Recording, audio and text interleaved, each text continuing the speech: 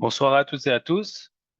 Alors, au nom des organisateurs du colloque international de l'actuariat francophone et de l'Association suisse des actuaires que j'ai l'honneur de représenter aujourd'hui, nous sommes ravis de vous accueillir pour cette soirée consacrée au sujet de l'intelligence artificielle.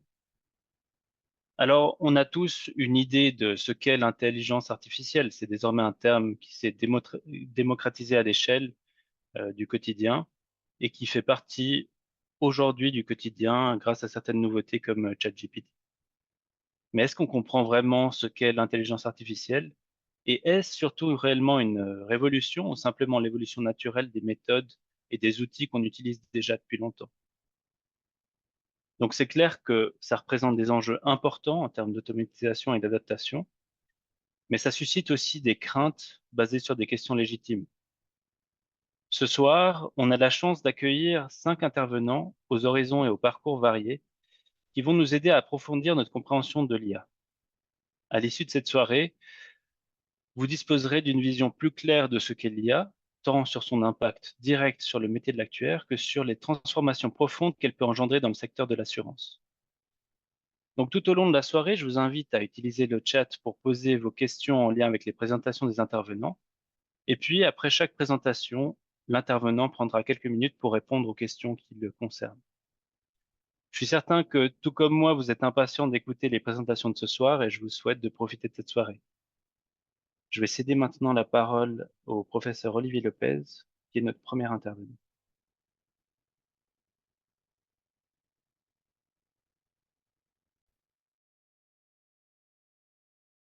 Bonsoir à toutes et à tous. Donc, je suis très content d'être avec vous ce soir, pardon, et mes slides défilent tout seuls.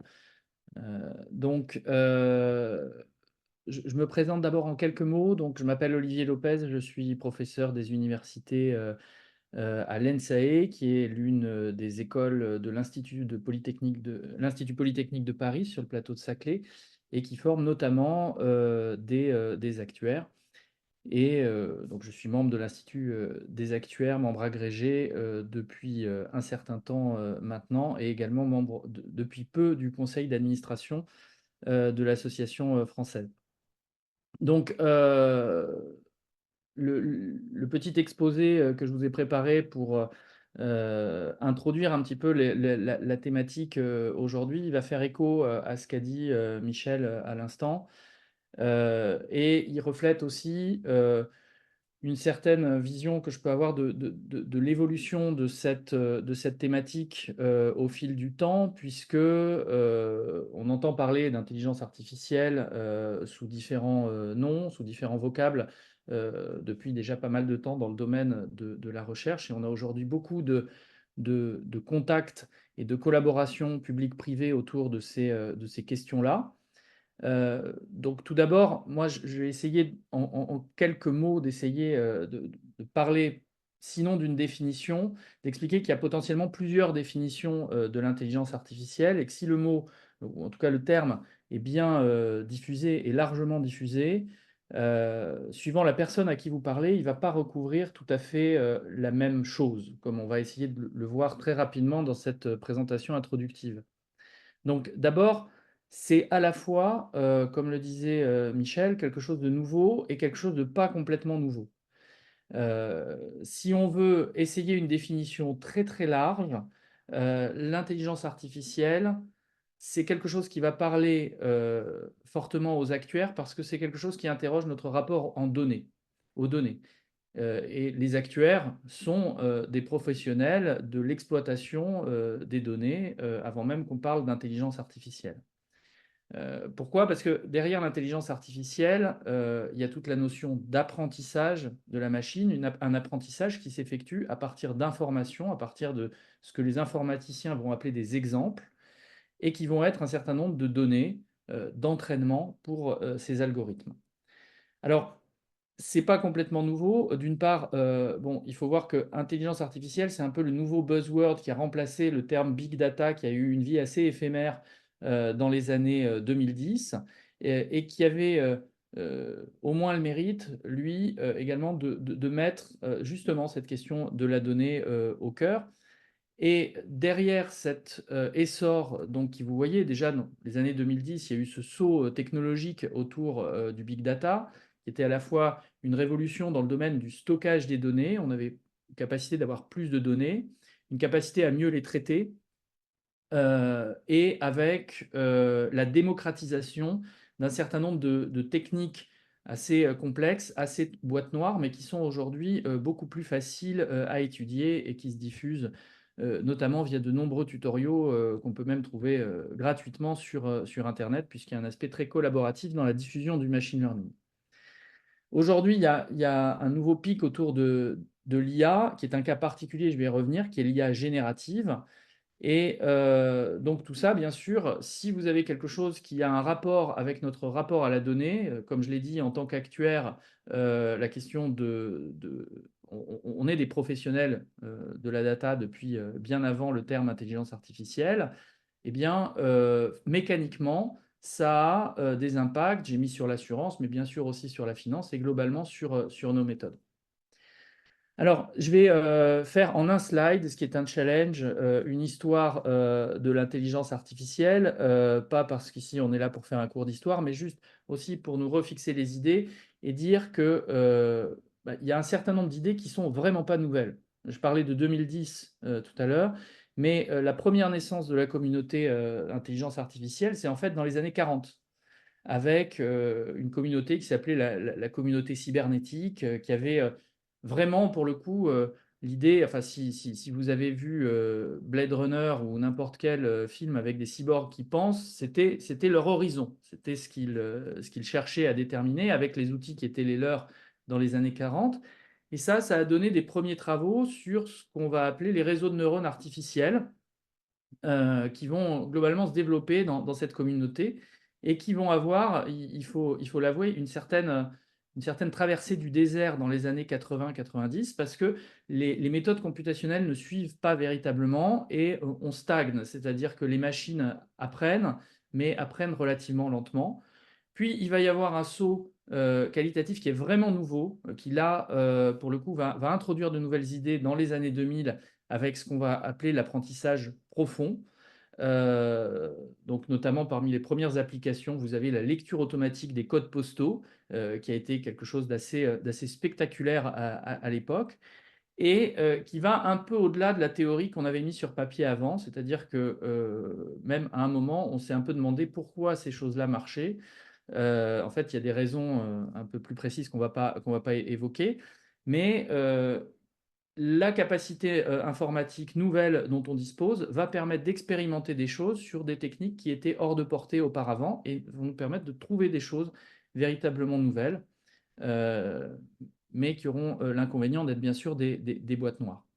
Et ensuite, vous avez les premiers résultats autour de l'IA générative dont on va reparler, mais on a tous en tête, donc j'ai parlé déjà de 2015, mais plus récemment, ChatGPT, et autres qui font bien entendu beaucoup parler pour plein de raisons.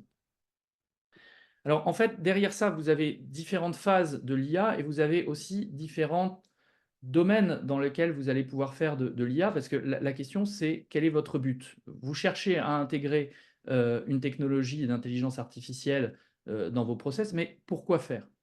Et donc, grosso modo, j'ai essayé de regrouper ça en 3 grandes applications. Alors, j'en oublie plein, en fait, parce que vous avez plein de ramifications. Mais si vous voulez, vous allez déjà avoir toutes les applications à la classification. Donc les problèmes de classification, c'est que vous avez des individus. Ces individus, c'est quoi? C'est des assurés, c'est des contrats, c'est des sinistres qui sont dans une base de données très très longue avec beaucoup de caractéristiques.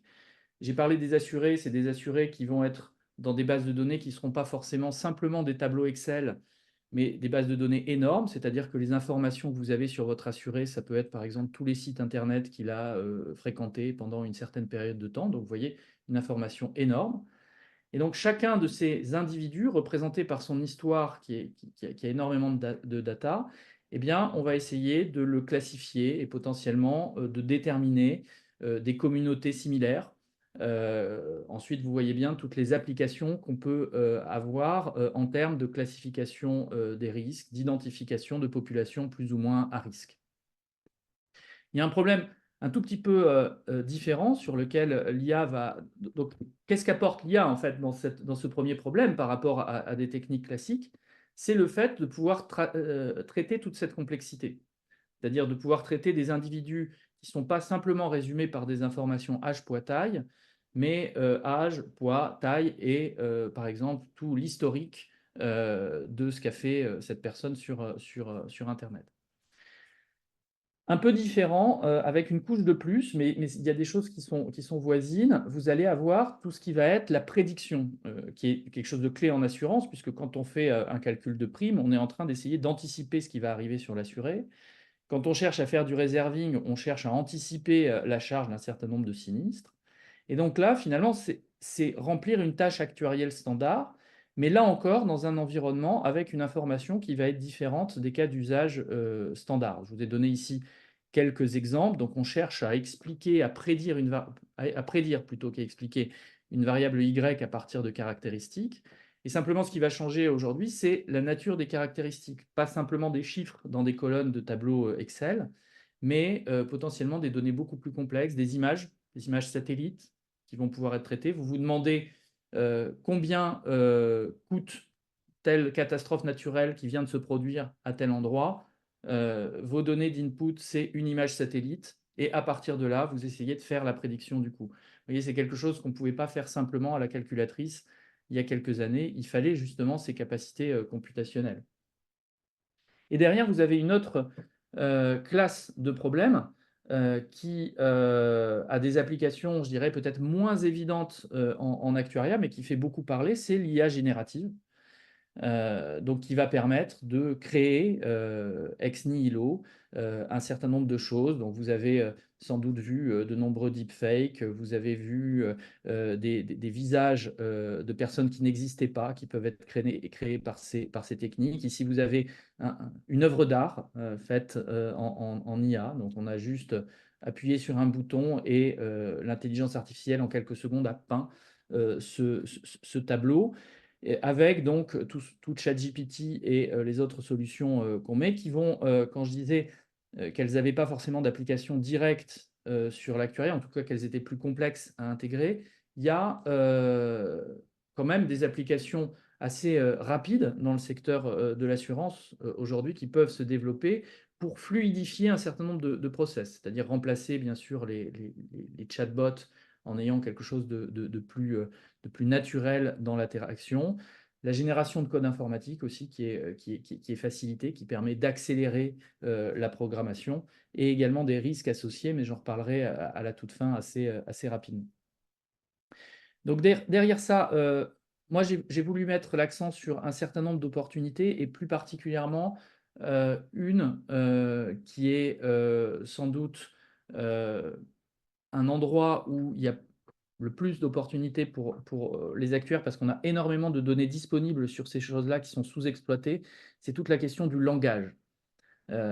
Parmi les choses qui ont été un peu révolutionnées par l'IA en assurance, mais pas que, c'est la capacité de traiter beaucoup plus facilement qu'avant du langage. Donc je ne vais pas balayer ce slide de façon très détaillée, mais disons que quand vous avez un large corpus de texte, si vous essayez, à partir de ce corpus de texte, de tirer des informations vis-à-vis d'un risque, de façon naturelle, il va falloir le faire de façon quasi manuelle. L'IA permet de ne pas le faire de façon manuelle. Et ce qui est une petite révolution aussi, c'est que les solutions d'IA pour faire ce genre de choses se démocratisent de plus en plus.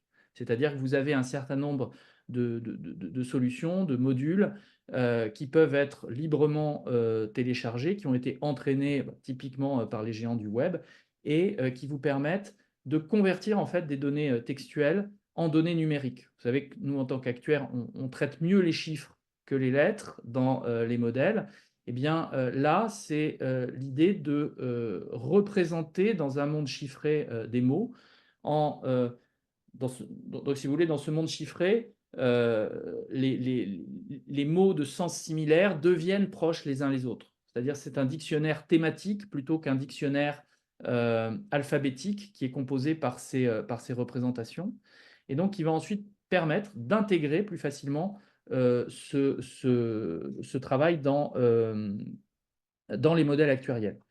Donc, par exemple, là, je vous mentionne un exemple qu'on a eu à traiter dans un projet de recherche en partenariat avec Crédit Agricole Assurance, où pour vous donner simplement une idée d'une application concrète, on prend, en information, qu'est-ce qu'on a? On a des constats d'assurance. On a des sinistres et on a, un constat de sinistre avec un certain nombre d'informations. Vous voyez, il y a un client qui a, frappé enfin qui a heurté quelqu'un, on est en assurance auto et la victime est sans doute, blessée et vous avez plein de détails. Donc ça, c'est la base et donc plutôt que de le faire lire à un expert pour essayer de déterminer est-ce que c'est un accident très grave? Est-ce qu'il y a une suspicion de fraude? Est-ce qu'il faut, potentiellement, envoyer des équipes juridiques sur place parce qu'on est vraiment sur un sinistre sensible, qui est quelque chose qui est parfois difficile à détecter? Eh bien, ce qu'on a fait dans cet exemple-là, c'est, on entraîne, des réseaux de neurones profonds qui vont prendre ces informations et qui vont, à la fin, pouvoir donner un indicateur qui va aider l'opérateur et qui va dire: «Attention, là, il y a un clignotant très rouge» et ça peut être fait en quelques secondes. Donc vous voyez, ça permet d'automatiser un certain nombre, de tâches, de réduire, un certain nombre de frottements et ça vous permet, par exemple, d'envoyer un peu moins l'expert, de n'envoyer l'expert que sur les sinistres qui ont été véritablement flagués, comme, très graves. Et donc, vous voyez, l'IA comme façon de réduire un certain nombre de frottements, je dirais, qu'il y a dans l'activité d'assurance. Alors là, je vous ai montré avec les données textuelles, il y a un autre type de données, bien sûr, j'en ai parlé un peu, c'est toutes les données d'image, les données satellites, qui, si on arrive à les exploiter, sont aussi extrêmement intéressantes, ont des applications extrêmement intéressantes dans le domaine des risques naturels. Donc, comme j'ai pas beaucoup de temps et que j'ai déjà peut-être parlé beaucoup, je vais juste terminer très rapidement, puisque c'était juste pour balayer ces choses sur un certain nombre de risques associés à l'IA, puisqu'on a parlé, il y a énormément d'opportunités, bien sûr, et d'efficacité à trouver dans l'intégration de l'IA dans les méthodes actuarielles. Il y a ensuite, bien sûr, une question sur les dangers. Le premier étant par rapport à la sécurité des données, donc particulièrement en Union européenne avec la question de la RGPD, qui encadre, les données personnelles. Bien sûr, pour entraîner tout ça, hein, l'intelligence artificielle, elle n'est pas de rien, elle naît de données et de données qui parfois sont très personnelles, sont très, précises et donc potentiellement, il y a un danger sur leur utilisation ou leur divulgation si jamais il y a potentiellement des piratages des bases de données qui sont utilisées dans ce cadre. Donc l'IA, parce qu'il touche à une matière première sensible, eh bien, peut représenter un risque réglementaire, et un risque de réputation. Il y a également derrière un risque de l'IA comme support de la fraude.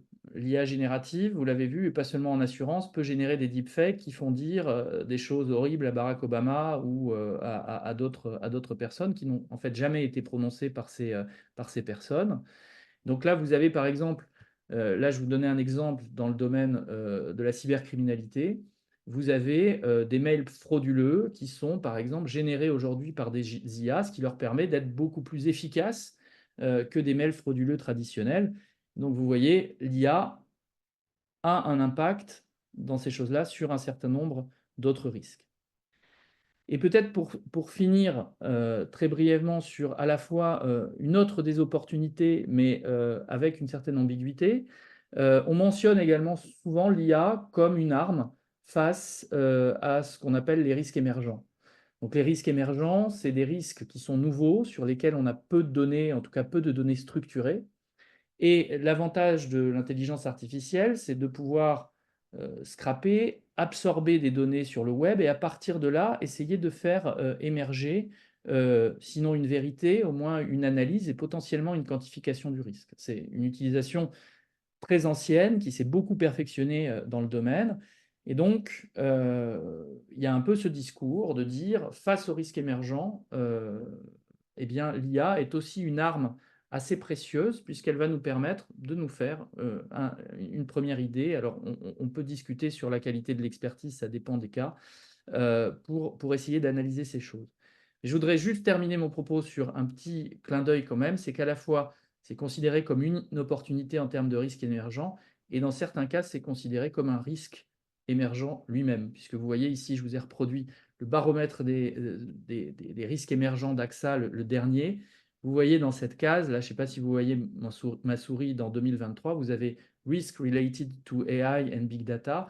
Donc c'est à la fois considéré comme une opportunité et à la fois considéré comme un risque, vous l'aurez compris, en cas d'utilisation non maîtrisée. Donc voilà pour cette courte introduction. Je ne sais pas si vous avez des questions. Il y en a déjà peut-être un certain nombre dans le chat que je n'ai pas vu. Merci beaucoup, Olivier, pour la présentation. Alors, je ne vois pas de questions dans le chat, je vois juste une remarque qui indique que le grand problème de ces techniques est leur interprétabilité. Alors, peut-être une question à ce sujet, est-ce qu'il existe des méthodes pour comprendre un peu la boîte noire, qui permettent de comprendre un peu ces réseaux neuronaux et comment elles contribuent finalement au résultat final? Alors, oui et non. C'est-à-dire que c'est tout à fait juste de toucher le problème de l'interprétabilité. Donc, l'axiome de base avant d'utiliser l'IA, c'est de se dire: «Pourquoi je vais chercher quelque chose d'aussi complexe que l'IA? C'est parce que la réalité est complexe et donc je m'autorise à aller chercher des modèles extrêmement sophistiqués, des boîtes noires extrêmement sophistiquées pour essayer de capturer cette complexité». Donc déjà, je pars de ce constat. Ensuite, est-ce qu'il y a quand même des armes pour pas en rester là et se dire: «Ben, bien que ce soit une boîte noire, je veux quand même comprendre ce qu'il y a dedans». Alors, il y a d'abord la chance, je dirais. C'est-à-dire que vous avez notamment, dans les premières publications, assez didactiques sur l'utilisation de l'IA en images, on vous dissèque un certain nombre de réseaux de neurones, par exemple, qui apprennent à reconnaître des chats par rapport à des chiens et qui vous disent: «Voilà, cette couche de neurones se charge de regarder, le museau.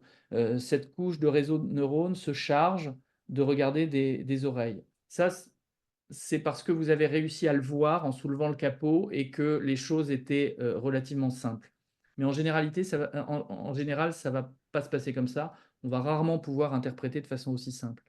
Donc vous avez un certain nombre de techniques. Il y a, pour jeter comme ça des noms, vous avez, les questions d'importance des variables pour les méthodes, notamment d'arbres et de forêts. Vous avez les méthodes de, valeurs de Shapley, également qui vont sans doute pas complètement interprété, mais qui essaie de dire, par exemple, voilà, j'ai, mes inputs, mes facteurs de risque, ma boîte noire, elle me sort telle prédiction, mais finalement, dans tout ce que je lui ai donné au début, quelles sont les variables qui étaient les plus importantes, qui avaient le plus d'influence sur le résultat? Ça va pas, décrire précisément comment elles agissent dessus, mais ça va permettre de disséquer un petit peu, de faire un certain nombre de tests. Mais bien sûr, la question de ce qu'on appelle l'interpretable AI, est encore un champ extrêmement ouvert. Très bien, merci beaucoup pour la réponse très précise. Je vois les autres questions. Je propose qu'on continue avec les présentations parce que connaissant les autres présentations, certaines vont être répondues au fur et à mesure, automatiquement. Alors, je vais passer la parole au prochain présentateur, donc Aurélien. Euh, Oui, bonjour, vous m'entendez? C'est tout bon? oui, très bien, merci. Super. Partage mon écran. Hop, vous devriez voir mon écran à présent. Oui, c'est tout bon. Super, merci Michel. Bonjour à tous. On va continuer donc sur ce thème de l'IA, donc dans la continuité des propos d'Olivier. Le thème qui me concerne, c'est donc l'IA générative et plus spécifiquement l'usage des IA génératives pour la gestion des risques, l'actuariat en particulier. Alors je le dis d'avance, l'objectif de la présentation ne sera pas de faire une description des IA génératives, mais on pourra avoir l'occasion de détailler ces éléments peut-être lors de questions par contrainte de temps. L'objectif est plutôt de faire état de cas d'usage associés aux derniers thèmes, aux derniers cas d'usage ouais, en IA générative pour la gestion des risques. Donc peut-être petite, très rapide introduction pour quand même pas laisser tout le monde sur sa faim. L'IA générative, donc comme évoqué par Olivier, sous-ensemble de la thématique apprentissage profond et avec une perspective, une tâche un petit peu particulière qui est celle de générer des données. À ne pas croire que ces IA génératives sont là que pour générer du texte.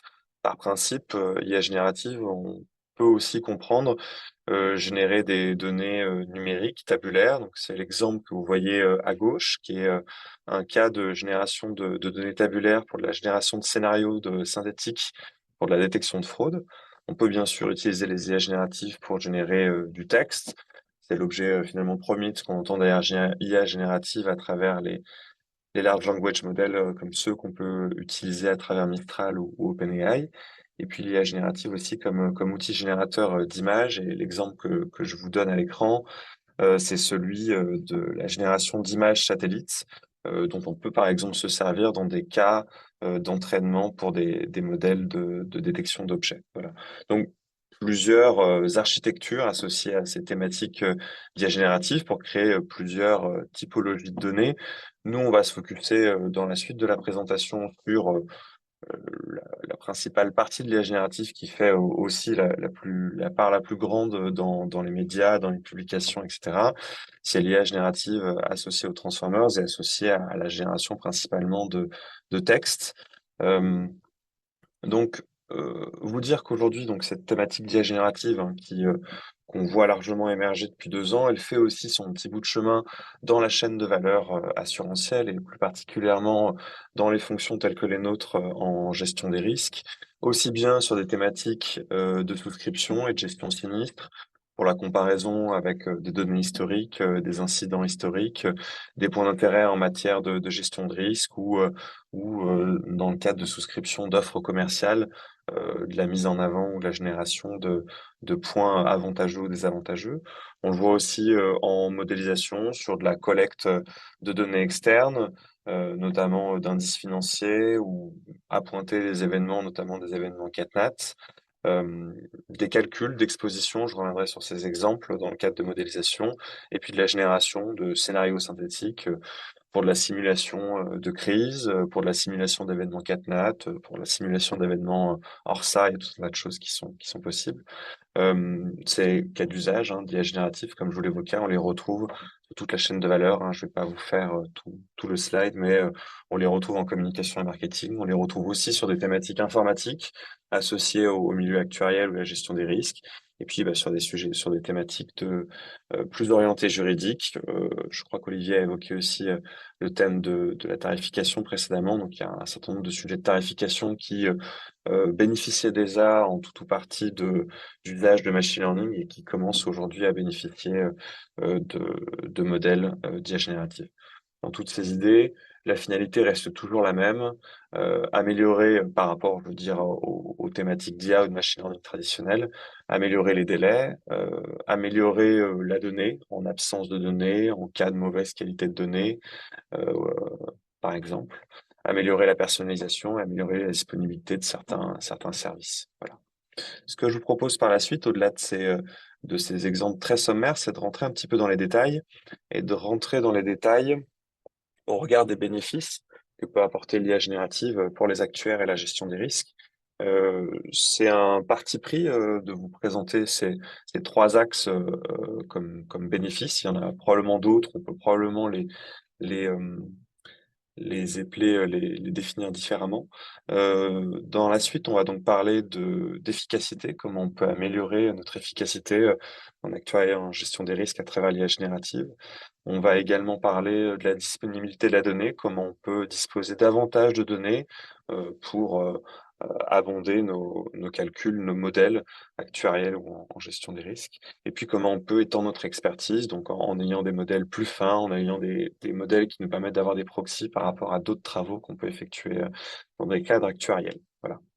Je vais aborder des cas d'usage donc sur ce premier axe bénéficiaire, donc accroître l'efficacité. Le premier exemple, c'est un exemple d'automatisation, automatisation du calcul de l'exposition à partir de documents, de traités de réassurance. Alors, c'est un exemple assez commun qui est repris de diverses références, des références que je peux traiter dans le cadre de mes fonctions dans la structure Novatech ou à l'université à Lyon 1, et puis qu'on a aussi pu traiter dans une entreprise par le passé, donc qui est la CCR, la Caisse centrale de réassurance. Le contexte est le suivant. On dispose d'une base documentaire, d'un ensemble de documents contractuels, dans ce cas précis des traités de réassurance. Et ce qu'on a envie d'avoir, c'est une automatisation de tout ou partie d'un calcul associé à ce document. Ici, c'est l'exposition. Ce qu'on va faire, finalement, c'est poser une série de programmes qui permettent, dans un premier temps, de récupérer le texte qui se trouve dans ce traité. Dans un second temps, de détecter au sein de ce traité des éléments saillants. Donc, il y a plein de méthodes pour le faire. On a pu on pourra en parler des techniques d'ailleurs plus traditionnelles en IA générative. On passe par des méthodes de prompting, on pourrait imaginer d'autres choses. On va donc récupérer de ces éléments saillants les principaux éléments calculatoires et on va, à travers un prompt, avec ces éléments calculatoires, expliquer la méthode de calcul pour calculer ici l'exposition totale. Et cet élément-là, ce prompt, ce texte qu'on va entrer, qu'on va partager en input à notre LLM pour obtenir une valeur et automatiser le calcul, le proxy de cette valeur. Le résultat d'un tel cas d'usage, c'est gagner du temps, donc dans la thématique accroître l'efficacité, c'est avoir une vue assez rapide, même si elle est pas forcément précise, sur un calcul qui mettrait plusieurs intervenants, plusieurs jours à être produite. Et avoir un raisonnement aussi, puisqu'on peut un petit peu comprendre aussi dans le détail quel est le raisonnement calculatoire, parce que lorsqu'on génère ce genre de choses, on peut obtenir la valeur et le raisonnement. Voilà. Un premier exemple, donc on part d'un document pour arriver vers un calcul de valeur, un raisonnement induit par une IA générative, ici un LLM. Il y a d'autres cas d'usage, il y en a beaucoup sur la thématique de l'efficience opérationnelle. Je peux vous en citer quelques autres qu'on a eu l'occasion de traiter ces 2 dernières années. On peut faire par exemple des choses beaucoup plus terre à terre, pas comme migrer un morceau de code. Alors le grand classique en sciences actuarielles, c'est migrer du VBA ou du SAS vers 3 petits points. Souvent, le 3 petits points, c'est du Python. Donc, je vous cite ici à gauche l'exemple d'une migration d'un outil de calcul de commission où il s'agissait de passer d'un programme en VB vers un programme Python. Et ça pouvait être opéré à la fois à travers la transformation des fonctions unitaires et aussi à travers l'architecture fonctionnelle plus globale de l'outil à travers un LLM. C'est un exemple de gain de temps, un exemple, pardon, de cas d'usage dans lequel on peut gagner du temps. Un autre exemple d'efficience opérationnelle, c'est cette fois-ci dans un cadre un peu plus réglementaire. On est dans un cadre solvabilité 2. On doit produire des rapports narratifs. Les rapports narratifs sont souvent la conséquence de calculs S2 qui sont représentés dans des QRT. Donc ces QRT, c'est des tables qui synthétisent les résultats soit d'une formule standard, soit d'un modèle interne ou d'un modèle partiel. Et souvent, le job de l'actuaire par la suite, c'est de détailler un petit peu les propos autour de ces QRT. On peut, par exemple, produire des explications qui permettent de synthétiser finalement la substance qui se trouve dans un QRT, dans un tableau, en une substance en paragraphe. Donc, c'est un exemple qu'on avait pu mener. Des exemples pour faciliter le quotidien des actuaires, il y en a tout un tas d'autres, hein. Des sujets qu'on n'aime pas souvent faire, de la documentation par rapport à certains outils, des tests par rapport à certains programmes informatiques. Voilà, il y a tout un tas de choses. Je propose de passer sur la deuxième famille de cas d'usage, d'IA générative en gestion des risques. Un sujet qu'on a eu l'occasion de traiter avec plusieurs assureurs ces 2 dernières années. Quand on parle d'avoir plus de données, souvent on parle d'avoir plus de données externes qu'on va aller collecter sur le web. Parfois, souvent, plus de données qu'on va générer à partir de données internes préexistantes. Ici, je crois qu'on est un petit peu entre les deux, puisqu'en fait, on est dans une situation où on dispose de données textuelles à nouveau, et on utilise au sens large une IA générative pour extraire une substance avec une représentation un tout petit peu plus avancée que celle qu'on a l'habitude de voir. Lorsque on fait face à un sinistre, l'approche habituelle en sciences actuarielles consiste à essayer de comprendre principalement pour comprendre le risque, l'occurrence, la sévérité d'un sinistre. Ici, l'approche est différente. On essaye à travers un large language model d'essayer aussi d'induire une notion de temporalité et de causalité induites par ces sinistres.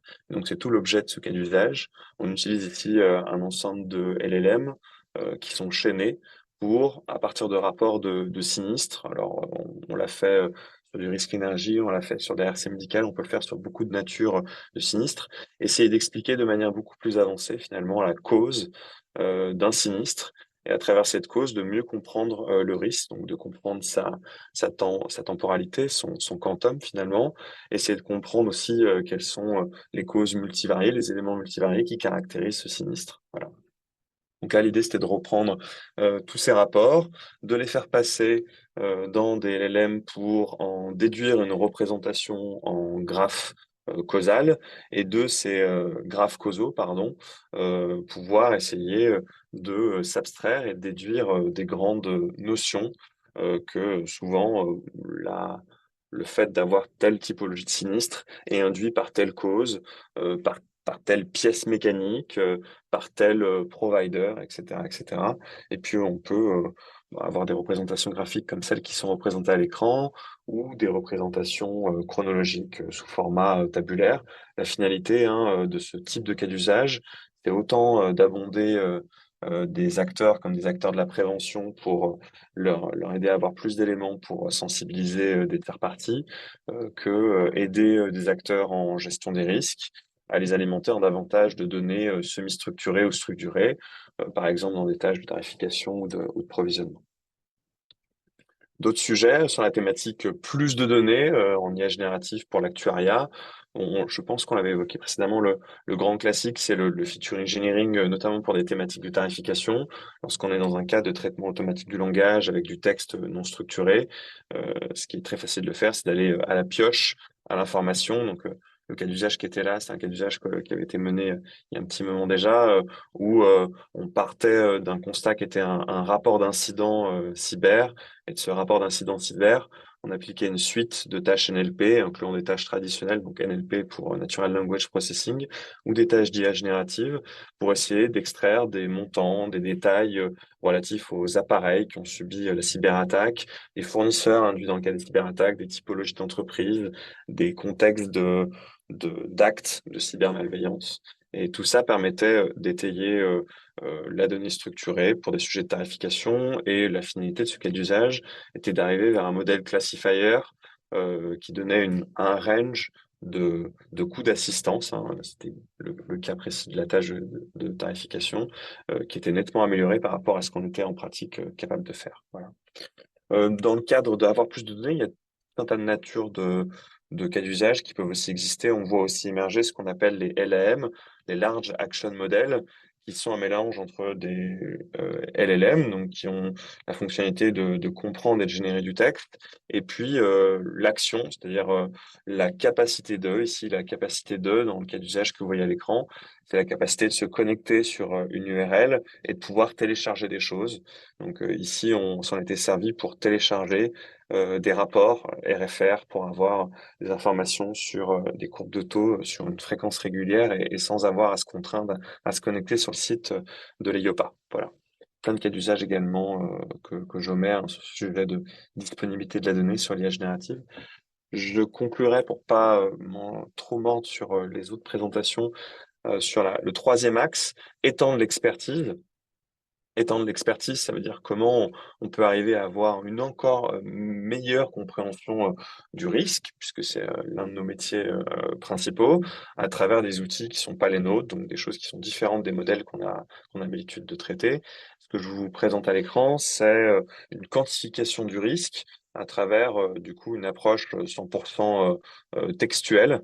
Le cas d'usage, ce sont des études de rapports d'ingénierie, documents qui font une centaine à une 200aine de pages, et qui sont hautement techniques, et pour lesquels on fait intervenir des risk engineers, des spécialistes, pour comprendre le risque, qui ensuite vont retransmettre ce compte-rendu à des tiers parties. La proposition ici de l'IA générative, c'est d'une part d'essayer d'appointer des facteurs de risque en se basant sur une connaissance qui est l'historique, donc du risque passé, et en appointant ces éléments d'intérêt vis-à-vis du risque, de les qualifier, des éléments bons ou mauvais qui vont améliorer ou empirer le risque, le niveau de criticité associé à ces points d'intérêt. Est-ce que c'est très critique? Est-ce que c'est peu importé finalement comme facteur de risque?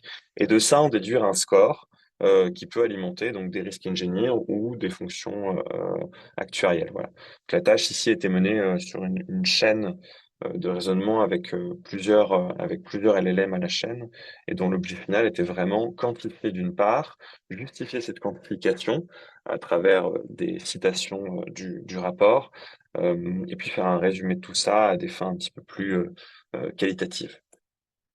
Voilà dans les grandes lignes sur les cas d'usage qu'on peut mener en IA générative, en actuariat, en gestion des risques. Peut-être juste pour conclure, un projet qui a été mené cet été et qui continue d'être mené à l'ISFA, à l'université Lyon 1, qui est la mise en place d'un agent actuariel sur une base de connaissances, et une base de connaissances mixte entre des mémoires publiques, des thèses et des articles, et pour lesquels la finalité, c'est, à nouveau, étendre l'expertise, avoir une approche plus omnisciente sur nos méthodologies, nos pratiques vis-à-vis des sciences actuarielles. Voilà, je conclurai là-dessus et je suis à disposition si vous avez des questions. Merci beaucoup Aurélien. Je vais pas prendre beaucoup de questions, on en a eu plusieurs, j'en prendrai juste une pour ensuite continuer. Donc on a eu une question qui était sur le biais de l'intelligence artificielle en lien avec la discrimination, c'est-à-dire les facteurs tels que l'âge, le genre. Où en est la recherche aujourd'hui et est-ce que ce n'est pas un danger pour certaines applications? Alors, est-ce que le biais est un danger? Je crois que la question, elle est vite répondue. C'est oui. Enfin, le biais, de toute façon, est un danger. Le constat, c'est aussi que le biais est présent naturellement à peu près partout, même en dehors de même les pratiques qu'on peut avoir en IA. Donc, en fait, le débat, c'est faire avec et plutôt définir un domaine d'acceptabilité ou de validité de ce biais. Il y a des choses, il y a beaucoup de choses qui existent sur la qualification et la quantification des biais. Il y a des très bons sujets qui sont notamment portés en France par les équipes de Milliman sur l'équité. En dehors de ce sujet d'équité et plus généralement sur les biais de genre, les biais sociaux, etc. Il y a plusieurs pratiques, je dirais, à date. Les pratiques principales qu'on voit émerger en IA générative, c'est des bases de données dans lesquelles on a incorporé des informations sur lesquelles, par exemple, un large language model doit réagir avec un grand Proust qu'on considère non biaisé. En fait, avec ce benchmark-là, on évalue comment réagit notre IA générative, notre LLM, au regard de ce grand trousse qu'on considère débiaisé. Et ça nous permet un petit peu de qualifier à quel point la tâche sur laquelle pardon, le modèle sur lequel on travaille, sur la tâche sur laquelle on travaille, est loin de cette grande trousse, est loin d'être sans biais, ou au contraire, est hautement biaisé. Donc, il y a des sujets autour de ces benchmarks et de ces datasets de benchmark, et également quelques modèles qui s'essaient à qualifier un biais ou en tout cas une réponse qui pourrait être biaisée. Voilà, l'état de l'art est encore assez ouvert. Voilà, il n'y a pas vraiment de convergence, il y a des essais-erreurs, comme je viens de le dire, autour de datasets pour qualifier et quantifier le biais et autour de modèles. Voilà. Ces modèles, ces datasets qui vont eux-mêmes évaluer les modèles dont nous on se sert. C'était pas clair. Parfait. Merci beaucoup. Merci. Alors, je propose qu'on passe à la prochaine présentation, donc c'est celle de Michel Cham.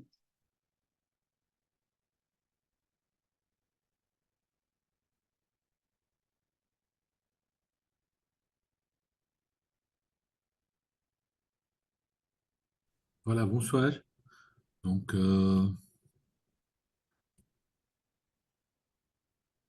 voilà. Donc, moi, je suis Michel Chammas et je ne suis pas actuaire, je suis informaticien. Depuis plus que 30 ans, je travaille dans le secteur de l'assurance en particulier. Et actuellement, je suis responsable de la digitalisation dans Gulf Insurance Group. C'est un groupe qui existe au Moyen-Orient. Moi, je suis bien intéressé en Arabie Saoudite parce que ce qui se passe aujourd'hui est immense au niveau de l'intelligence artificielle, au niveau de la digitalisation. Il y a une certaine vision qu'on appelle vision 2030, qui s'est développé pour pratiquement changer et développer l'Arabie saoudite. Donc, il y a plein d'investissements qui se passent dans tout ce qui est digitalisation, tout ce qui est intelligence artificielle. Et le secteur d'assurance est en plein essor. Donc, on peut voir à travers les chiffres, par exemple, 2022-2023, ça fait une croissance de 22% en chiffre d'affaires. Donc, pratiquement, c'est un marché porteur qui se développe assez rapidement. Mais comment l'intelligence artificielle est en train de changer le comportement des assureurs avec leurs clients et pratiquement le comportement du client et son approche à l'assurance. Donc, j'ai pensé à utiliser une certaine histoire, l'histoire d'un jeune homme qui s'appelle Walid. Walid a un contrat d'assurance auto aujourd'hui avec une des sociétés d'assurance en Arabie. Donc, qu'est-ce qui se passe? Disons que Walid reçoit un appel un mois et demi avant son renouvellement d'assurance. Durant cet appel, la compagnie est en train de proposer pas le renouvellement, mais l'échange de sa voiture, qui remplace sa voiture par une nouvelle. Aussi, pas simplement ça, le remplacement. Donc, c'est un achat de nouvelle voiture, un prêt et le rachat de sa voiture existante avec l'assurance qui fait partie de cette offre. Pour cette tarification, donc, définitivement, la prime d'assurance dans l'offre n'a pas varié, car se baser sur son style de conduite et le type de véhicule qu'ils ont proposé, le risque d'accident n'a pas augmenté. Donc, c'est pour ça qu'ils ont gardé la même prime. Walid n'était pas content. Il s'est rendu, par exemple, à WhatsApp ou à n'importe quel outil de chatbot pour en discuter avec son assureur, avec cet envoi de messages. Donc, il n'a pas aimé le prix de reprise de sa voiture. Donc, il est en train de négocier. Il a même demandé, parce qu'il a choisi une voiture électrique, donc il a demandé la réduction de son deductible de sa franchise, et aussi il a demandé une nouvelle couverture. Pratiquement une fois, tout a été arrangé. Maintenant, Walid, quand il a acheté sa voiture, avec sa voiture a été connectée directement à la plateforme d'assurance d'une des compagnies d'assurance. Donc ça, c'est une histoire.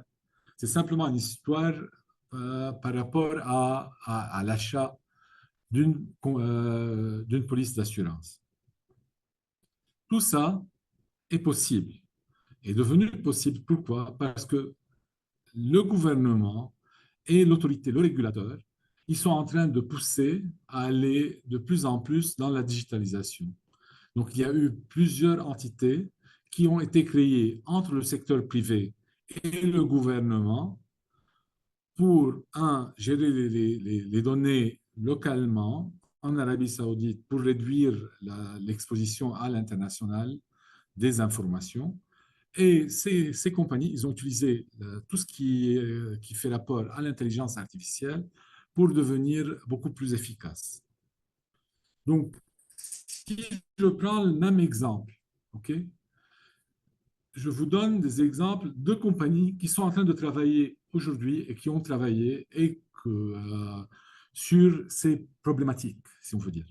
Donc, par exemple, GIG, Golf, OK, ils ont travaillé beaucoup à travers l'intelligence artificielle pour savoir qui sont les clients qui vont renouveler maintenant et qui sont sujets à ne pas renouveler et qui sont des clients importants et profitables. Donc, parce qu'ils ne peuvent pas contacter tous les clients, mais ils vont avoir une liste de clients VIP mais basé sur l'historique. Par exemple, ils ont 2 ou 3 ans, c'est basé sur le AI. Ils ont trouvé que ces clients sont sujets où ils peuvent ne pas renouveler maintenant. Donc, c'est mieux de les contacter. Donc ça, c'est un projet qui a été mis en live et ils sont en train de le tester aujourd'hui. Et comment ça va impacter la question de renouvellement et la rétention des clients. Deuxième partie, c'est l'approche client, centrée client, c'est-à-dire en Taounia, ils ont maintenant signé avec 26 fournisseurs, des banques, des concessionnaires de voitures, des sites en ligne pour la revente de voitures. Donc, pourquoi? Pour aller du concept d'assurance qui paye simplement les sinistres en un écosystème. Okay? Donc, c'est beaucoup plus important pour eux d'offrir aux clients d'acheter sa nouvelle voiture parce qu'ils savent à travers le AI, sur l'historique du client, il est en train de changer la voiture chaque 3 ans. Donc, pourquoi laisser le client aller choisir une voiture n'importe où? Donc, potentiellement, aller à un autre assureur que eux-mêmes, ils offrent à leurs clients la possibilité d'acheter une nouvelle voiture avec des facilités de paiement, mais plutôt avec un concessionnaire avec qui, eux, ils sont en train de travailler. Dans ça aussi, il y a plein d'assureurs, ce n'est pas simplement Taounia. Il y a Salama, il y a Bupa, il y a plein d'assureurs en Arabie Saoudite qui sont en train de travailler sur l'intelligence artificielle et la tarification. Pourquoi? Parce que le gouvernement, par rapport à l'assurance auto, il a poussé que les compagnies le présentent seulement à travers les agrégateurs.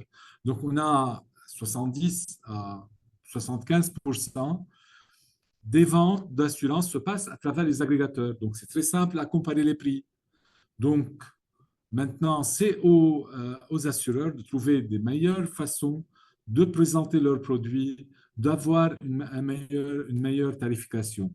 Des choses qu'on a développées ou que j'ai entendu dernièrement parler, qu'il y a un assureur à travers l'intelligence artificielle. Ils ont trouvé quelque chose, je ne sais pas combien c'est correct, mais que les personnes nées entre le 1 et le 10 du mois font moins d'accidents que les personnes nées entre le 20 et le 30 du mois. Donc, ça, c'est une façon de dire, est-ce que le AI est basé sur de réelles informations? Est-ce que le modèle sur lequel ils ont basé cette décision, est-ce que le modèle est vrai?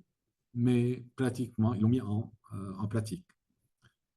Quatrièmement, définitivement, tout ce qui va être sur le Gen AI, sur le chatting intelligent, l'assistant intelligent, ce qui a été déjà mentionné par rapport à Natural Language Processing et tout ça, c'est assez important et ça définitivement va révolutionner tout ce qui est service client.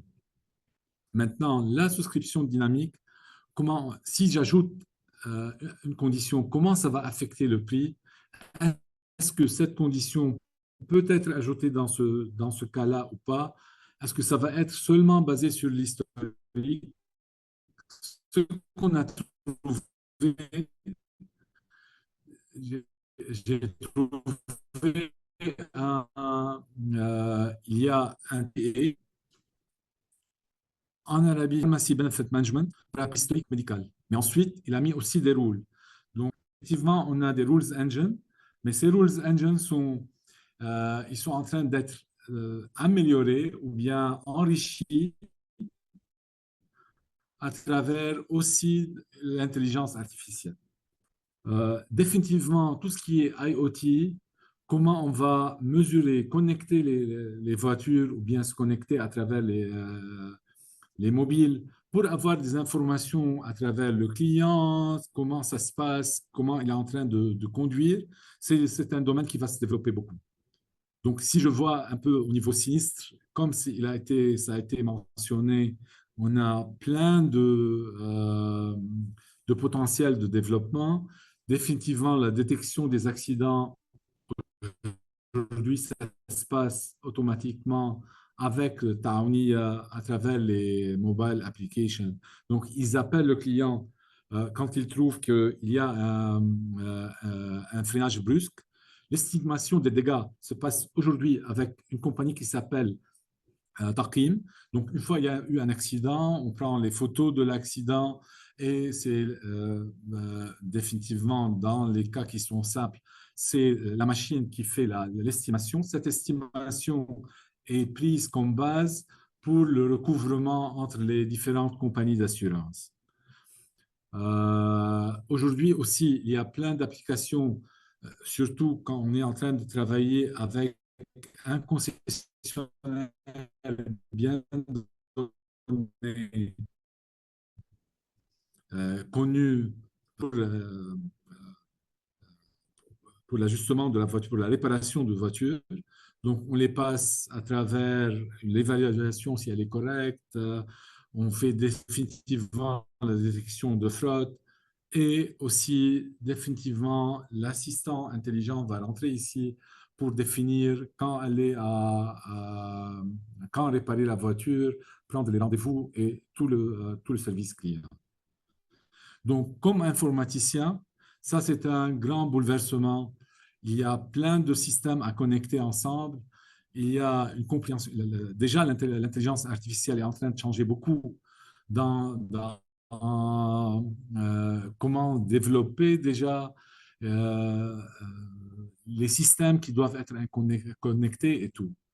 Mais la vie n'est pas une question d'attendre si on veut l'orage qui passe, mais c'est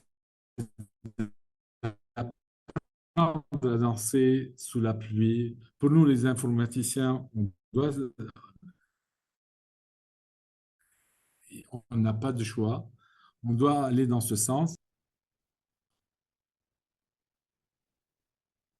Donc, je vous remercie. Merci beaucoup pour la présentation. À la fin, il y a eu quelques petits soucis de connexion, mais je pense qu'on a pu suivre au final l'ensemble de la présentation.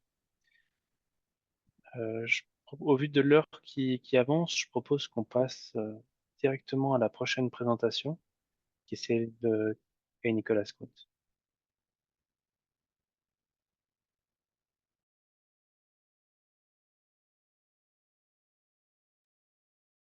Voilà, bonsoir. En tout cas, chez moi, c'est le soir. Vous avez eu des spécialistes de la data, des actuaires, un informaticien. Maintenant, vous avez droit à un juriste. Donc, en fait, au fil de la soirée, la qualité des intervenants diminue. Désolé pour ça. Je suis vraiment pas quelqu'un qui vient du monde des chiffres. Je suis un littéraire. On verra comment je vais survivre dans cette ronde. Je m'appelle Kai Nicolas Kunze. Je suis originaire d'Allemagne. Je travaille chez LK Financial Services Advisory. Quelques mots sur la société. Société informatique et de conseil avec près de 2300 collaborateurs basés en Suisse et qui sert uniquement le marché suisse. Nous travaillons depuis nos bureaux de Genève, Lausanne, Zurich et nous accompagnons en Suisse les banques, les assurances et les gestionnaires d'actifs dans la transformation digitale. Donc, vous l'avez probablement compris, je vais avoir un point de vue très, très focalisé sur la Suisse parce que c'est le seul pays que je connais. Et j'espère que ce sera quand même intéressant pour vous de voir comment la Suisse intègre l'IA dans sa transformation. Je vais commencer par vous parler brièvement du marché d'assurance suisse, histoire de poser le contexte. Alors, première caractéristique du marché suisse, c'est qu'il est plutôt concentré, bien qu'il y ait 194 assureurs actifs sur le marché suisse. En IARD, les 6 plus grands totalisent plus de 70% de parts de marché. Donc, en fait, on a quelques grands et puis après, des tout petits qui jouent aussi. Le secteur de l'assurance est d'ailleurs le premier secteur économique de la Suisse. Oui, il est plus important que le secteur des banques il est plus important que le secteur des montres et il est même plus important que le secteur du chocolat. En 2023, les assureurs suisses ont totalisé un bénéfice de 13,6 milliards de francs suisses. Traduit en dollars américains, c'est à peu près 16 milliards de bénéfices cumulés sur le marché. Si l'assurance et les assureurs globalement vont bien, il y a une grande exception, c'est le segment de l'assurance santé. L'assurance santé en Suisse, elle est déficitaire, elle est même largement déficitaire, avec une perte cumulée de 3,5 milliards de francs suisses, ce qui se convertit en 4,1 milliards de pertes en dollars américains. L'assurance sociale, l'assurance santé en Suisse est une assurance sociale obligatoire, extrêmement politisée et pratiquée par des compagnies privées. Dans ce contexte, moi, les cas d'usage dont je vais vous parler, je vais me focaliser que sur l'assurance santé parce que ces assureurs-là font face à 5 défis majeurs. Premièrement, une pénurie de personnel qualifié. Deuxièmement, une pression croissante sur les coûts. Troisièmement, un marché très concurrentiel où les clients sont de plus en plus prêts à changer chaque année d'assureur pour retrouver la prime la moins chère. Ce qui, en parenthèse, veut dire que pour l'ensemble du marché, les frais administratifs augmentent et l'année prochaine, ça augmente encore plus les primes pour tout le monde. Et quatrième, un environnement politique très hostile et une menace d'étatisation de l'assurance santé, sujet qui revient toutes les quelques années sur la table. Et enfin, cinquième défi, des clients qui attendent un service plus rapide, 7 jours sur 7, 24 heures sur 24, et aussi un service plus personnalisé. Ces défis font que les assureurs santé sont très ouverts à l'IA et aussi à l'impact transformationnel que l'IA pourrait avoir sur leur processus et sur leur service à la clientèle. Et maintenant, je dois apprendre à changer le slide. C'est fait. Donc, l'adoption de l'IA en Suisse, elle s'accélère, mais elle fait également face à de nombreux défis. Le premier défi, c'est l'absence de cadre réglementaire. Quand je dis qu'il y a une absence de cadre réglementaire, en fait, 50%, 52% des dirigeants sont vraiment préoccupés par le fait qu'en Suisse, ce sont les lois classiques qui s'appliquent, notamment protection de la personnalité, le droit d'auteur, la protection des données, et qu'il y a une incertitude de comment appliquer l'IA par rapport à ce cadre légal qui était clairement fait il y a une centaine d'années pour un contexte un peu différent. Quelqu'un l'évoquait dans le chat avant, il y a le Data Act de l'Union européenne qui ne s'applique pas à la Suisse puisque la Suisse n'est pas membre de l'Union européenne.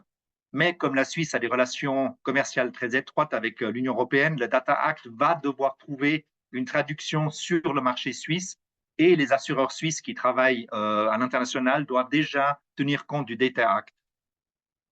La souveraineté des données est un grand sujet en Suisse. Le régulateur demande qu'en tout temps, on puisse ramener les données et avoir la maîtrise sur les données, ce qui est évidemment difficile quand on travaille avec la Big Tech, que ce soit Microsoft, Google ou Amazon. Les clouds ne sont pas souveraines suisses. Et clairement, le marché suisse est trop petit pour que ces géants de la tech vont faire une cloud purement suisse. Et puis, quand on parle d'IA, quand on n'a pas de cloud, ça reste quand même très limité. Le 15 septembre, donc dans 4 jours, il y aura un accord entre la Suisse et les États-Unis qui va entrer en vigueur, qui va donner la souveraineté, l'équivalent souveraineté aux États-Unis et à la Suisse. C'est super, mais c'est uniquement valable pour les banques, pas pour les assurances. Ça veut dire qu'à partir du 15, les banques vont pouvoir être dans le cloud en étant protégées, alors que les assureurs n'ont pas cette protection parce que probablement le lobby des assurances a un peu dormi sur ce coup-là. La deuxième chose, c'est la réticence culturelle, et on voit que 92% des entreprises disent que ça leur fait peur. Il y a, comment dire, en IA, en fait, j'ai l'impression, tout le monde en parle, mais il y a très peu de gens qui savent de quoi ils parlent. Si vous me permettez une analogie un peu stupide, c'est un peu comme le sexe auprès des adolescents. Tout le monde a un avis, mais personne ne sait comment ça marche. Désolé pour l'analogie. On voit beaucoup d'initiatives qui sont démarrées en Suisse auprès des assureurs par les départements informatiques qui lancent des proof of concept qui sont super, qui ne sont pas inscrits dans la politique commerciale de l'entreprise, qui ne sont pas liés à la stratégie et qui finalement meurent après le proof of concept. On voit que les assureurs suisses, je le disais, ont de l'argent. Donc, on investit de l'argent, mais finalement, ça s'inscrit dans rien. On n'a pas une vision claire, qu'est-ce qu'on veut faire, et avec ça, on perturbe le personnel de l'entreprise qui finalement voit des choses qui se passent, mais sans comprendre qu'est-ce que ça veut dire pour eux.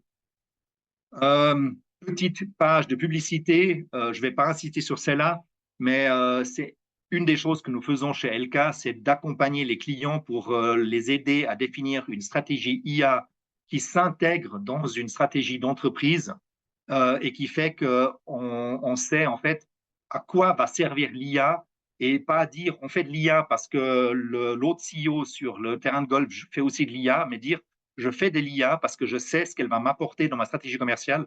Et je sais aussi où l'IA me sert à rien et peut-être que quelque chose de rule-based me va très bien aussi.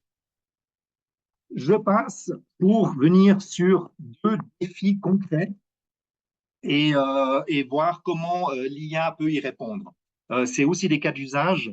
J'ai eu très peur avec Aurélien en espérant qu'il n'ait pas les mêmes cas d'usage que moi, mais les miens sont beaucoup plus terre à terre, donc ça me rassure. Ou ça ne me rassure pas, mais enfin, vous verrez, mes cas d'usage sont très différents. Le premier défi qu'ont beaucoup d'assureurs, et notamment les assureurs maladie, les assureurs santé, c'est que les clients, comme je l'évoquais, veulent une réponse rapide, précise, 24 heures sur 24, 7 jours sur 7, et en plus, peu importe le canal qu'ils utilisent. Et en plus, les clients, ils sont pénibles, ils aimeraient bien une réaction ou une interaction avec leur assureur qui soit personnalisée et qui soit empathique. Et parce qu'on est suisse avec une vraie personne et pas une machine. Les Suisses n'aiment pas les chatbots. Avec ça, en face d'eux, ils ont un agent de call center qui aimerait bien pouvoir dormir la nuit.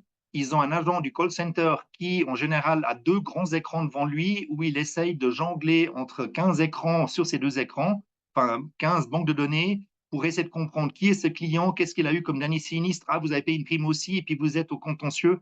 Et c'est super compliqué. Et en même temps, il doit faire semblant d'être très empathique au lieu de s'intéresser à ces banques de données.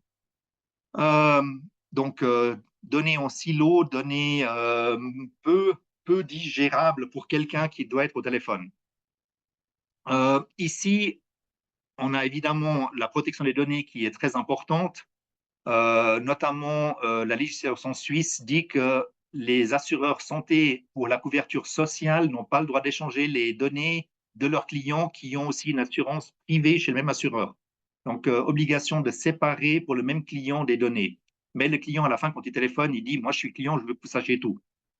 Je peux illustrer ce défi par un cas d'usage que nous sommes en train de faire avec un grand assureur santé suisse qui est en train de moderniser tout l'outillage de son centre de contact, qui est en train de digitaliser, de mettre des composantes IA et même Gen AI. Quels sont les objectifs de cet assureur? Premièrement, il veut utiliser l'IA pour améliorer le service et résoudre rapidement les demandes, tout en éliminant les tâches qui sont sans valeur ajoutée par les collaborateurs. Ça, vous me direz, ça c'est classique. La deuxième chose qu'il veut, c'est fournir aux agents dans le call center des informations pertinentes pour leur permettre d'augmenter leur productivité et le service qu'ils donnent aux clients. Troisième chose, il veut offrir des recommandations en temps réel pour optimiser les processus et booster les ventes. Que la personne au téléphone, quand il a un client avec une question, ne réponde pas seulement, mais puisse aussi proposer la prochaine bonne action à faire. Et en fait, les 2 derniers objectifs, c'est des objectifs qu'on va pouvoir y répondre avec du Gen AI. C'est l'IA générative parce qu'on va pouvoir générer à partir des banques de données des réponses préfabriquées qui permettent à l'agent de mieux répondre, de répondre plus vite et de répondre des choses beaucoup plus pertinentes que de chercher lui-même dans les banques de données. Et ça peut aller très loin, ça peut aller d'interpréter le type de médicament que le client a pris et avec ça, de mieux comprendre quel type de maladie il a pour pouvoir anticiper sa réponse. Et enfin, c'est aussi de préparer le futur des opérations d'assurance en ayant des tableaux de bord de conduite pour le management qui va utiliser la technique IA pour améliorer la prédictibilité, notamment pour mieux pouvoir gérer le personnel au sein des centres de contact. Il faut noter, et ça répond, je crois, aussi à une des questions qui était dans le chat, ça ne vise pas à remplacer l'humain, mais ça vise à utiliser l'IA pour que l'humain puisse mieux travailler et se concentrer sur ce que l'humain, a priori, fait mieux, c'est-à-dire avoir l'écoute empathique et ne pas devoir chercher des informations, mais avoir des informations qui lui sont proposées et qui lui permettent de beaucoup plus rapidement répondre. Et nous visons aussi avec ça à améliorer la satisfaction du collaborateur dans son travail. Voilà. Deuxième défi, je regarde l'heure aussi. Alors ça, c'est beaucoup plus terre à terre. Nous travaillons avec un grand assureur en Suisse, assureur maladie, qui évidemment reçoit beaucoup de données. Ces données sont nécessaires pour tout ce qui vient en aval, que ce soit pour établir les contrats d'assurance, pour gérer les sinistres, gérer la vie du client. Et en fait, ce client reçoit beaucoup de documents sous des formes non structurées. Qu'est-ce que ça veut dire des formes non structurées? C'est des mises en page qui sont aléatoires parce que le client utilise sa propre mise en page. C'est aussi beaucoup de photos. On a tous maintenant un mobile avec nous. Les gens promettent une photo d'une facture ou de quelque chose et on voit ça à l'assureur. C'est parfois des gens qui écrivent encore la main et c'est parfois illisible ce qu'ils écrivent, ou c'est des clients qui traitent 3 cas sur le même document parce que c'est plus simple d'écrire ça sur un document et il faut qu'on interprète sur quel cas ça s'applique. Et puis finalement, beaucoup de documents en langue étrangère avec parfois aussi des alphabets non latins, par exemple en coréen ou en thaï. Les Suisses adorent aller en vacances en Thaïlande et quand ils sont malades là-bas, forcément, ils vont recevoir, l'assureur va recevoir des documents d'un hôpital thaï. Ces défis, ça entrave évidemment l'efficacité et la qualité du traitement et ça va impacter tous les processus critiques en aval, je le disais. Si je prends cet assureur avec lequel nous travaillons, il traite environ 7 millions de documents entrants par année. Depuis des années, il utilise une solution pour lire ces documents et les documents structurés et il arrive à lire environ 2,6 millions de ces documents. Ce qui fait qu'il y a toujours 4,4 millions de documents qu'il n'arrive pas à lire. Et ces documents qu'il n'arrive pas à lire, ils sont éjectés par la machine et traités par un être humain. Et l'objectif de cet assureur, c'est de réduire ce traitement manuel qui n'est pas une tâche à plus-value pour l'entreprise ni pour le collaborateur. Pour ce client, nous avons évalué les solutions qui intègrent l'IA pour lire tous ces types de documents non structurés qui existent. Nous avons avec ça eu plusieurs learnings, plusieurs leçons apprises. Il existe passablement de technologies différentes appliquées par les sociétés et en fait, il n'y en a aucune qui répond à 100% aux besoins. Donc, idéalement, il faut construire un puzzle de solutions qui permet au client d'avoir le résultat qu'il escompte et il faut maîtriser cette puzzle. On a aussi vu pour ce client que ça obligeait les dirigeants à réfléchir à leur stratégie IA et à leur stratégie cloud. Et là, effectivement, dans un premier entretien, le CEO disait « Moi, je veux que 100% des documents soient lus, je veux que ce soit pas cher et je veux que ce soit on-premise. » Puis on a dû expliquer que ce n'était pas possible, que si vous voulez utiliser les technologies IA, il fallait que pour ce type de choses, il est dans le cloud, qu'on pouvait aussi faire attention que ça respecte la souveraineté, etc. Et dernière chose, on a vu que ça accélérait aussi le développement technologique chez les fournisseurs traditionnels qui se réveillent quand ils voient des startups ou des sociétés établies qui ont des solutions bien plus modernes. Avec ça, j'arrive à la conclusion. Ma conclusion, c'est l'IA est là pour rester chez les assureurs et elle va de plus en plus transformer les assureurs. Pour les assureurs, il est primordial d'avoir une vision claire comment utiliser cette nouvelle technologie pour qu'elles soutiennent leur stratégie, notamment leur stratégie commerciale, et pas faire de l'IA pour faire de l'IA. L'IA, c'est qu'un outil qui sert à résoudre un problème commercial et un problème entreprise.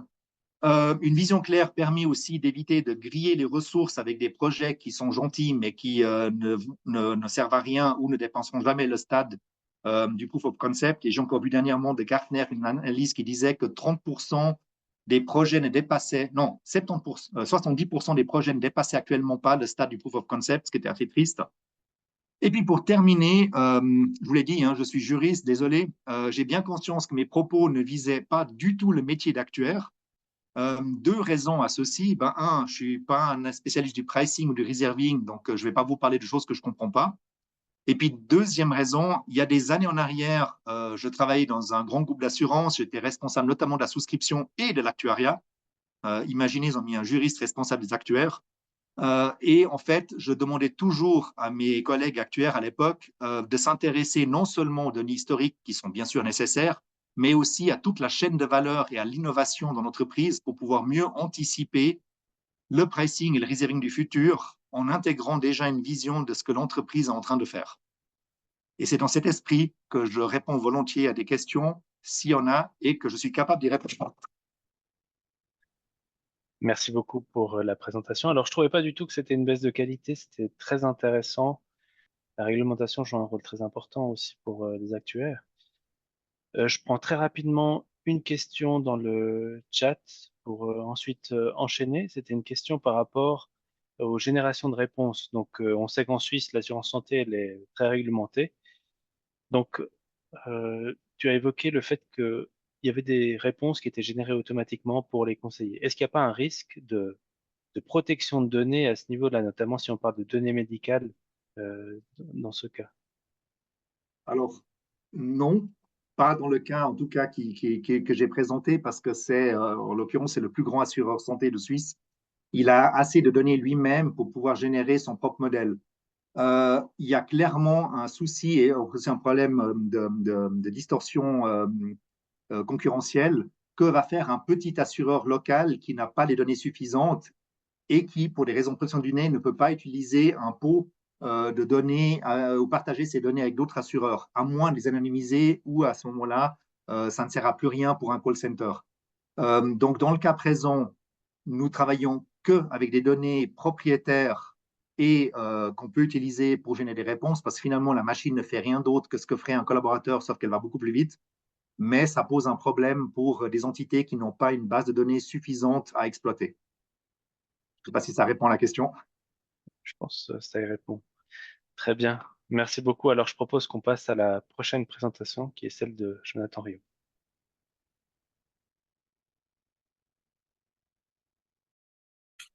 Bonjour tout le monde.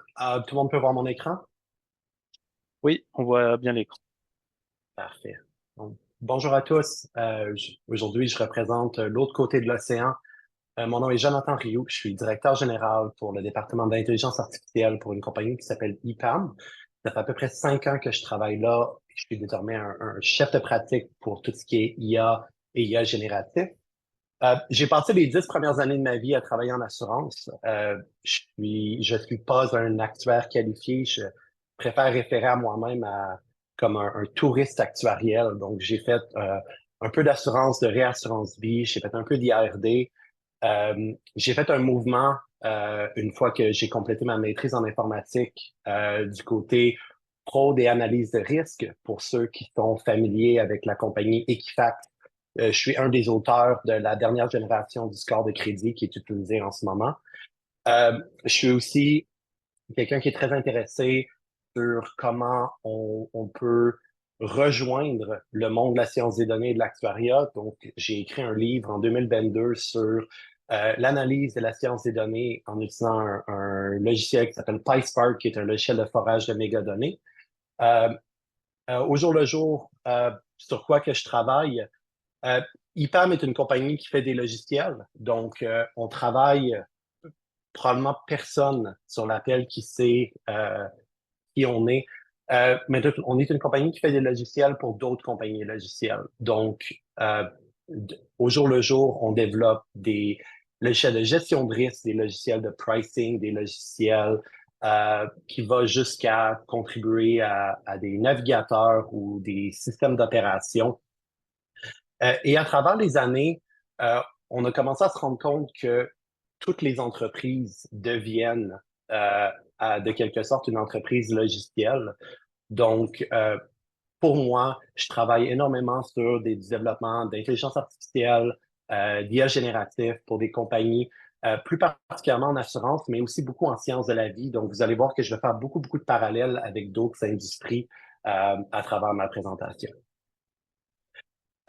Je pense que quelque chose qu'il faut mettre en place, puis je pense à mon avis, c'est quelque chose qui s'est passé depuis peut-être le 4 hype cycle.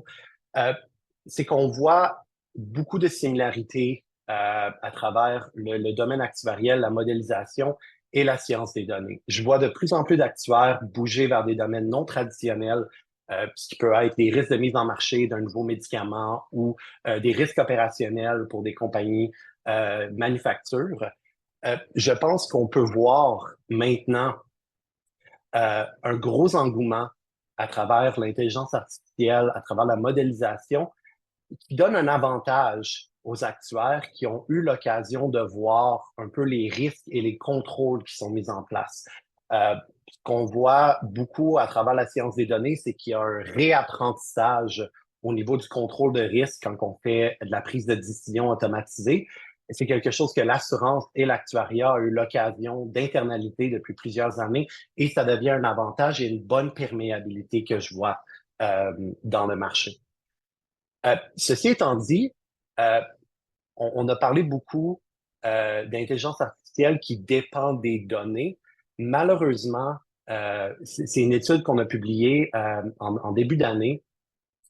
Je pense que le plus gros défi qu'on voit à travers les entreprises qui veulent devenir AI ready ou prêtes à faire de l'IA passe à travers la gestion et la mise en valeur des données. Donc, je pense que c'est pas assez de vouloir dire nos données sont déposées quelque part, écoute, le problème est réglé. Quand on se met en place que le but des données, c'est d'être utilisé, donc il y a des contrôles et des processus qui doivent être mis en place pour que ce soit accessible et facile d'utilisation, on voit une complète dichotomie de comment les investissements sont faits et aussi de la confiance des entreprises en leur propre capacité à être capable de gérer les données. Donc, depuis plusieurs années de nos études, on voit jusqu'à peu près 80% en termes de volume des données collectées sont non structurées. Et quand on parle de non structuré, je vais au-delà de juste tabulaire versus non tabulaire. Toutes les choses XML, JSON, TOML, je considère ça comme données structurées. Donc, on parle vraiment de documents vidéo, audio, etc. Ceci étant dit, 60% des investissements faits par les entreprises dans les données sont encore pour les données structurées. Donc, on voit beaucoup d'investissements. Je pense que c'est relié au fait que c'est quelque chose que les entreprises ont l'impression de pouvoir avoir le contrôle. Mais en regardant ça et où on veut mettre à profit l'intelligence artificielle, il y a une espèce de cassure en termes de qu'est-ce qu'on veut faire et qu'est-ce qu'on fait. 92% des PDG qu'on a interviewés mentionnent qui veulent changer la direction de l'entreprise pour profiter de l'IA. Il y a une composante structurelle, une composante de leadership. Cependant, moins de 1 sur 3 ont confiance en leur leadership courant pour pouvoir mener cette mission à terme. Donc, je pense qu'on voit encore là une espèce d'inconfort sur comment on peut mener ces missions à terme.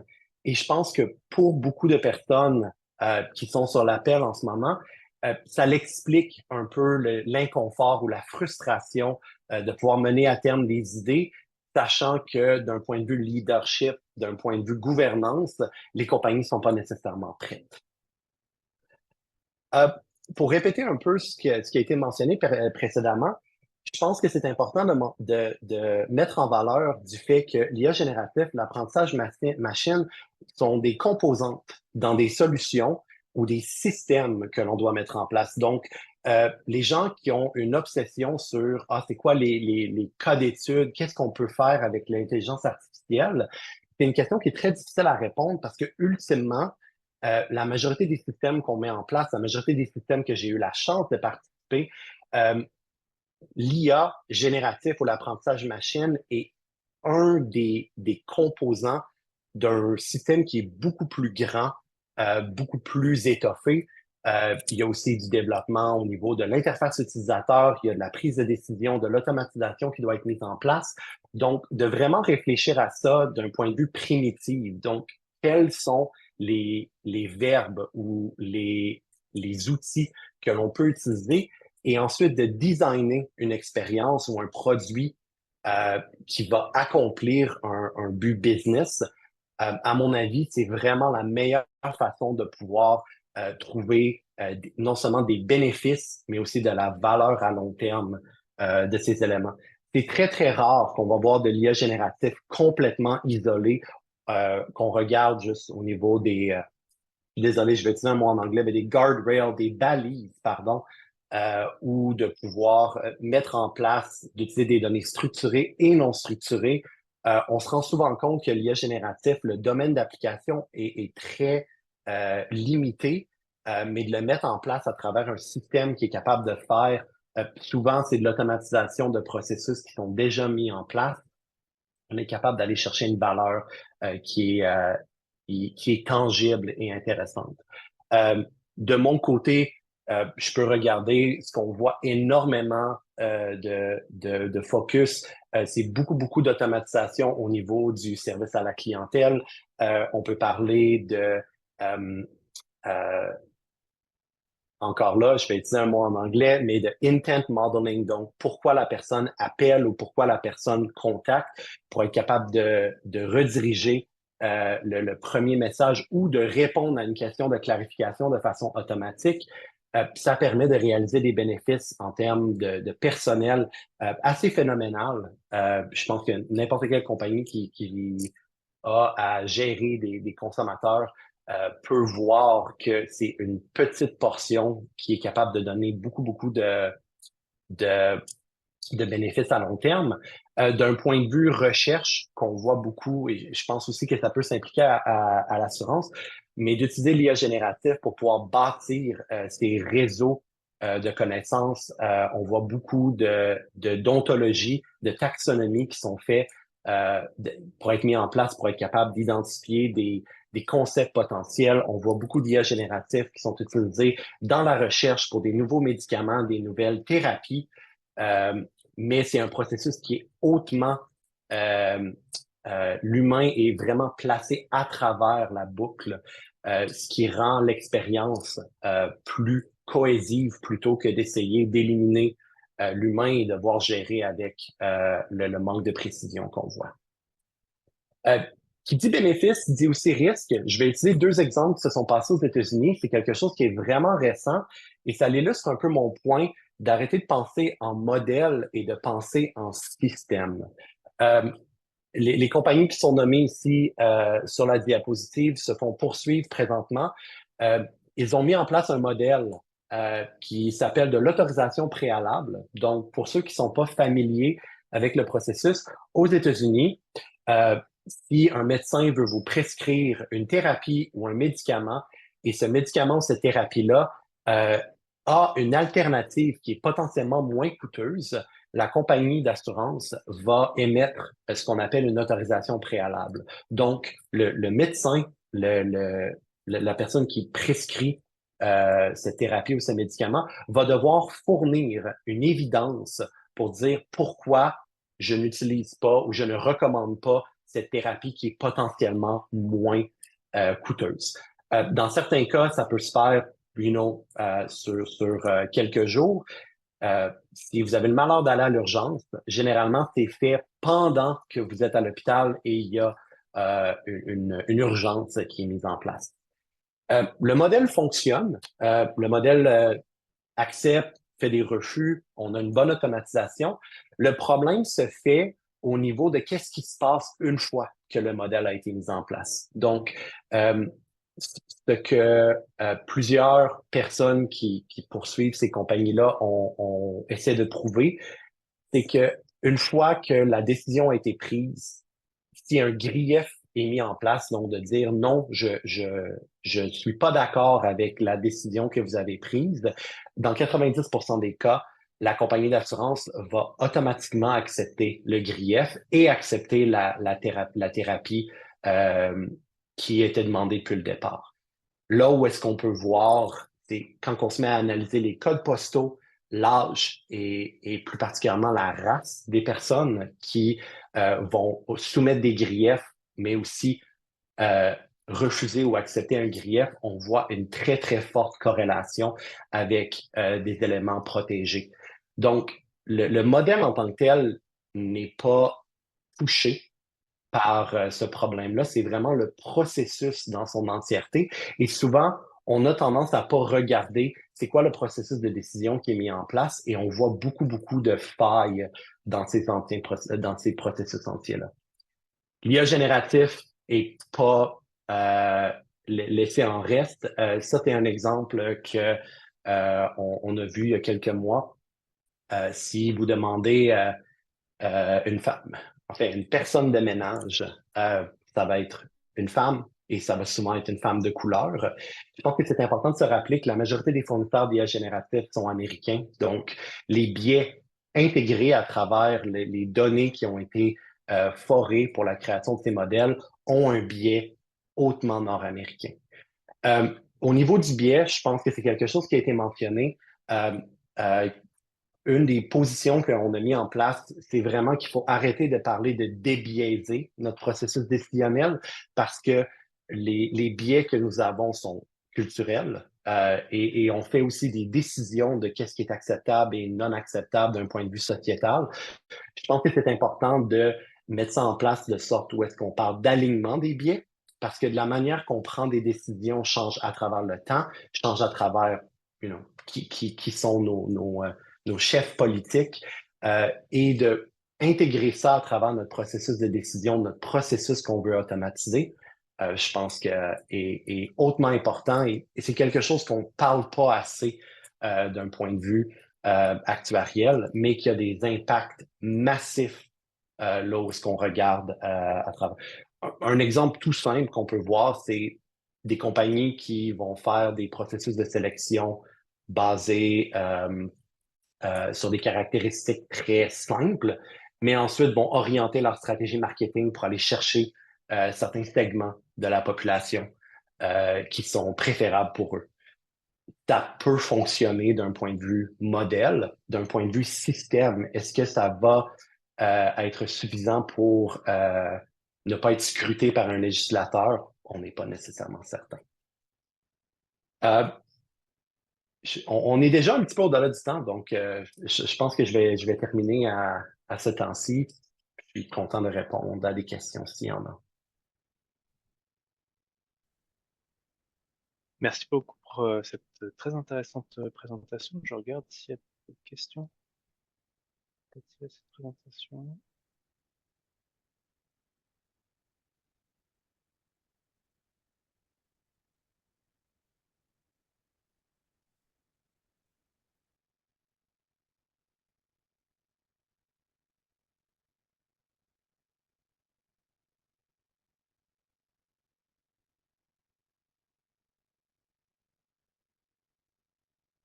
D'accord. Alors, je vois pas de questions relatives à cette présentation. Alors, moi, je remercie en tout cas tous les présentateurs. Toutes les présentations étaient très intéressantes. Je remercie aussi les personnes qui étaient présentes pour nous écouter ce soir. Il y avait beaucoup de participants. Et puis, je vous invite aussi demain, donc jeudi, à suivre le prochain thème, le colloque continu avec qui sera sur le thème de assurance inclusive, Takaful et microassurance. Merci à tous et je vous souhaite une très belle soirée. Au revoir. Au revoir. Pareil, au revoir.